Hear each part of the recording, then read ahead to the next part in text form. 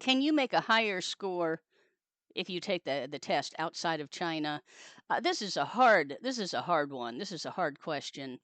I think we all know stories of people who have done that, but let me give you the short answer. Let me give you the short answer that I give to students is I don't think you can. But if you have the money, honey, that's from an old song.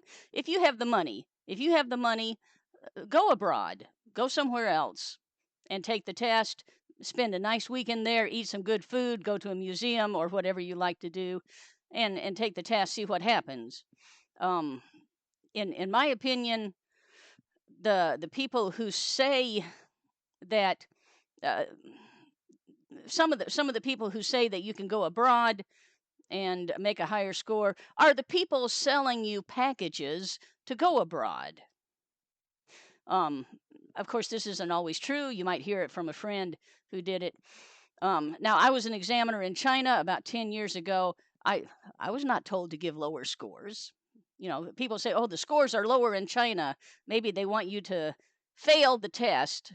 I say fail because you don't pass or fail the IELTS, but they want you to fail the test so you take it again and IELTS makes more money, or the British Council or whoever is giving the test makes more money. Well, I don't think that's true. I don't think that's true. There are plenty of people taking the IELTS exam. I don't think they need to give low scores to have more people. That's unethical, and IELTS over in Cambridge, England, would say don't do that. And of course, as an examiner, I was never told to do anything like that. To give lower scores. Certainly, I was trained with the same material that every examiner around the world has. We all have the same rubric, and you can find it or something very similar online. The rubric tells you this is what a 7 in vocabulary sounds like. This is what a 6 in pronunciation and intonation sounds like. Examiners use the same rubric. Um, and they should have the same training. So, do different places give different scores? Are some countries famous for having higher scores, um, and others famous for having lower scores? I don't know. If it's true, it shouldn't be true. I don't know what to say. Yeah, we all know stories.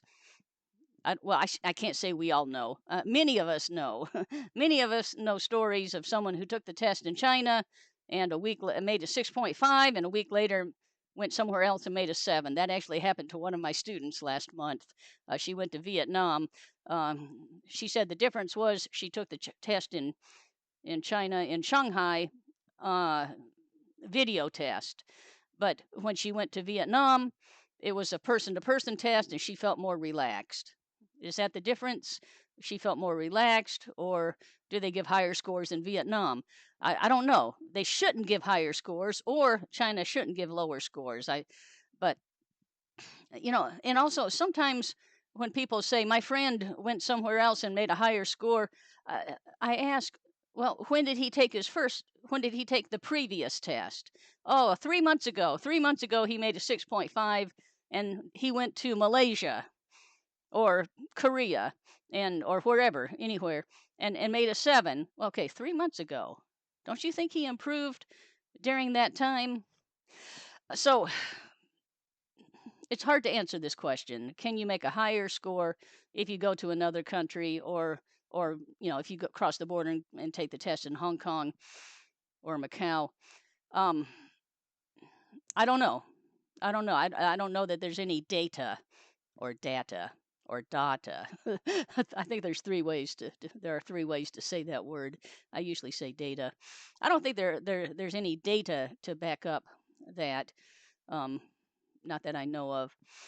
Again, my answer is if you've got the money, have a nice vacation. Okay, go have some good food, see something interesting. I don't think you should expect to make a higher score. But if you've got the money and want to see something new, go abroad.